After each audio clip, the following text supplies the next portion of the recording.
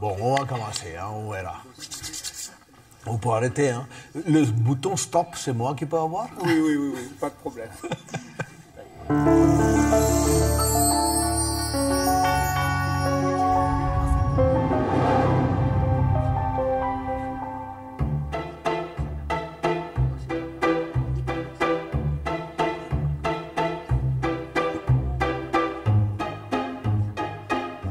Nous avons acheté le monastère en 1995 en très mauvais état. On a commencé les travaux en hors saison et on a démarré notre activité avec 4 chambres d'hôtes. Pour restaurer plus de 2000 mètres carrés, on a dû passer des kilomètres de tuyaux, de fils électriques et tout ce qui va avec tous les murs en mauvais état, le plâtre, des tonnes de plâtre plutôt. En 2010, on a commencé notre société et maintenant, aujourd'hui, on accueille le groupe de 20 à 70 personnes avec 7 salariés à l'année. Nous avons la chance d'habiter un beau lieu, vraiment dans un environnement préservé, au calme. Et c'est exactement ça qui attire les autres qui viennent chez nous et qu'ils apprécient aussi. Alors, je pense que les moines n'ont pas choisi ce lieu par hasard, les moines cisterciens. Alors souvent, les gens, quand ils arrivent, quand ils franchissent le portail, ils disent que c'est comme s'ils rentraient dans une bulle de sérénité. Alors, les publics que nous accueillons ici est très varié et à budget variable aussi. Ça va de séminaires d'entreprise, des groupes de yoga, des cures ayurvédiques ou de jeûne, des mariages, des événements culturels, vraiment très variés, des stages de musique, de théâtre. Pour citer qu'un exemple, mon meilleur client, ça reste ma femme, avec sa société Créalang, qu'elle a créée en 1984. Elle offre le cours de français pour les gens qui viennent du monde entier et elle dirige une équipe de 18 formateurs maintenant. En fait, quel que soit le public, ce que les gens apprécient, c'est l'ambiance conviviale, familiale, c'est la qualité des repas, c'est la qualité de l'accueil, le sourire des équipes. Voilà, c'est vraiment ce que les gens apprécient ici. Et souvent, ils disent c'est comme loger dans une grande maison de famille. Et je pense que les origines indiennes de Dhruv et le fait que moi, je viens d'une grande famille, ça y est pour quelque chose. En 2018, on a compté plus de 6000 nuitées et cette année, ça augmentera de, je pense, à peu près 700. Il y a des gens du monde entier qui viennent ici parce qu'ils se sentent bien. Et une chose, ça sort très souvent, c'est le silence ici. Ça, c'est de plus en plus difficile à trouver dans le monde. Nous avons des projets aussi quand même pour l'avenir. C'est pas tellement c'est pas d'agrandir, mais c'est vraiment d'améliorer la qualité, le bien-être, non seulement des clients, mais également de nos équipes. Et puis ensuite aussi, on veut aller vers plus d'autonomie.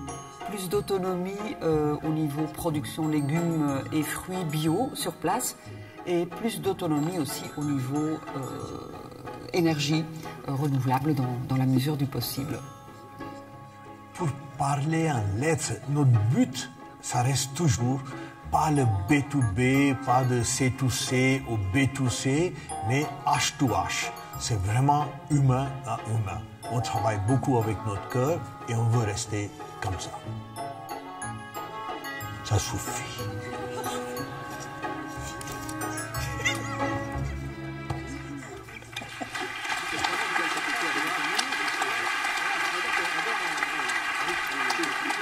Détente, bien-être et on continue avec humour. Donc pour remettre cette pépite, je vais demander à Lionel Abivin du Crédit Agricole à me retrouver.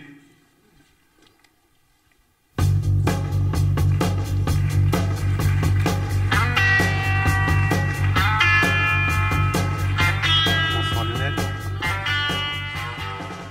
Et pour la recevoir, Anne-Marie et Dhruv Bandari du monastère de Ségriès.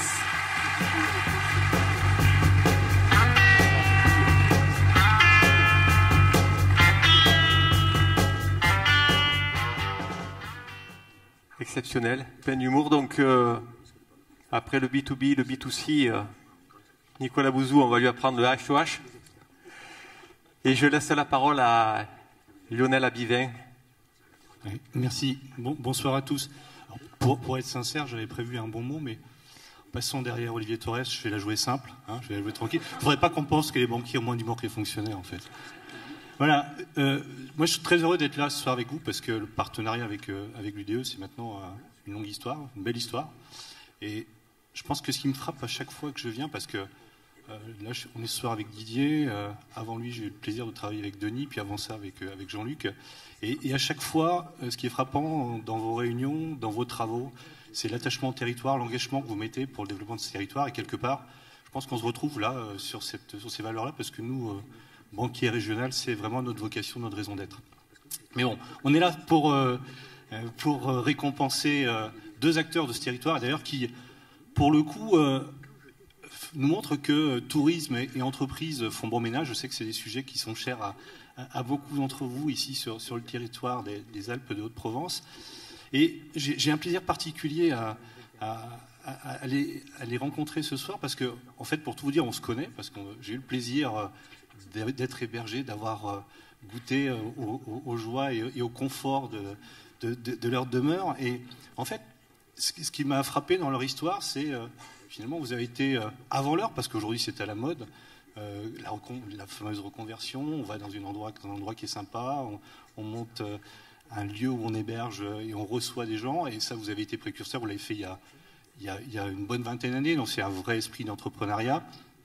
Le lieu dans lequel vous avez reçu est un lieu extrêmement sympathique, extrêmement accueillant, chargé d'histoire, empreint de sérénité, vous le dites très bien dans le film. Mais moi, ce qui m'a surtout frappé, et c'est surtout ça qui est important, je pense, à souligner, on avait échangé ensemble le lendemain de la réception qui avait lieu chez vous, et je suis arrivé tout à l'heure, sincèrement, je ne pensais pas qu'il se souvenait de moi, et puis il me dit, si, on s'est vu il y a 2 ans, je ne sais pas combien de personnes vous avez vues depuis qu'on est passé chez vous, mais quelques centaines certainement. Et moi, ça me fait dire que finalement, quand vous dites, nous, notre valeur ajoutée, c'est l'humain, ça en est une preuve réelle, parce que je pense qu'il n'y a pas plus belle démonstration de l'attachement, de la satisfaction du client et de la personne en général que de se souvenir finalement de quelqu'un que vous avez vu parmi des centaines d'autres. Donc je suis très heureux, là, au travers de cette pépite, de vous récompenser, et puis surtout de récompenser ce que j'appellerais, moi, la valeur humaine ajoutée que vous apportez dans la prestation que vous délivrez. Bravo. Un petit mot ? Peut-être je vais commencer avec raconter une petite anecdote. Il y a presque un mois, je pense, Christiane, elle avait appelé, et en disant qu'on serait à l'honneur ce soir ici, et ma première réaction c'était « Ah non. » Et elle ne comprenait pas. Elle a dit non, décidez, parlez à votre femme, décidez, réfléchissez. Et j'ai dit à ma femme, normalement je suis très optimiste, hein, c'est pas ça. Et là, on a discuté, elle a dit non, c'est un grand honneur, il faut accepter. J'appelle le lendemain, j'ai dit ok, on va faire ça, mais je n'ai pas vraiment dit pourquoi je ne voulais pas accepter ça.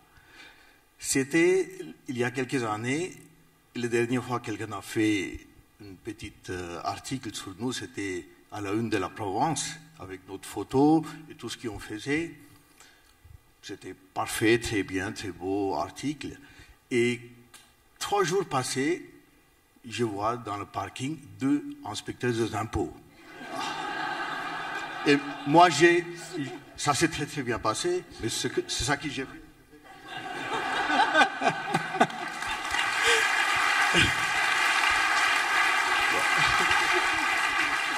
Et c'est vrai que tout à l'heure, Olivier a parlé d'incertitude, mais on a aussi des certitudes. C'est qu'en devenant entrepreneur, on a les contrôles d'impôts, les inspections du travail, donc tout ça, effectivement. Exactement. Et depuis ce que j'ai fait, j'ai dit, je vais prendre une bonne comptable, expert comptable, Corinne Courbon, qui est là. Et tout de suite après, il y avait un bon banquier, Bernard Gouillet, de la SMC. On avait commencé notre aventure avec les crédits agricoles et c'est changé à la SMC, mais tout est super. On est bien épaulés. Je passe le parole. Merci beaucoup. Donc. Anne-Marie, un petit mot? Voilà, peut-être pour voilà, rajouter quelque chose. En fait, ce qui est commun dans nos deux entreprises, c'est, je pense, la passion, le partage et le plaisir. Et on rigole beaucoup aussi, et ça rejoint peut-être un petit peu la santé dont on parle ce soir.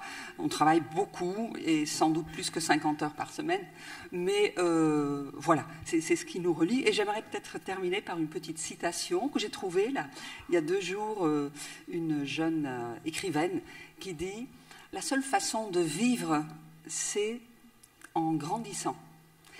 Et la seule façon de grandir, c'est en apprenant. » Et pour apprendre, il faut s'exposer.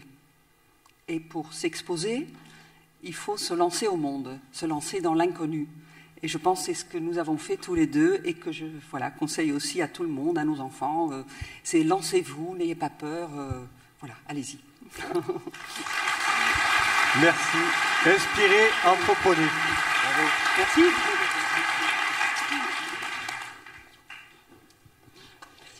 Je vous invite à regagner vos places.